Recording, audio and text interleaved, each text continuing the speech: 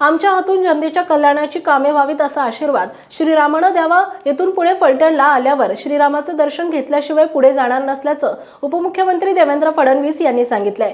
फलटण येथील ऐतिहासिक मंदिरात दर्शन घेऊन फडणवीस यांनी श्रीरामाची आरती केली आहे। विधान परिषदेचे माजी सभापती आणि विद्यमान आमदार रामराजे नाईक निंबाळकर, फलटण बाजार समितीचे चेअरमन रघुनाथराजे नाईक निंबाळकर, आमदार शिवेंद्रसिंह राजे भोसले, आमदार बबन शिंदे, आमदार रणजितसिंह मोहिते पाटील यांची प्रमुख उपस्थिती होती। फडणवीस म्हणाले, रामराजेंच्या निमंत्रणावरून या ऐतिहासिक आणि प्राचीन मंदिरात आल्यावर येथील प्रभू श्रीराम, लक्ष्मण आणि सीतामाता यांच्या सुंदर मूर्ती पाहून आनंद झाला।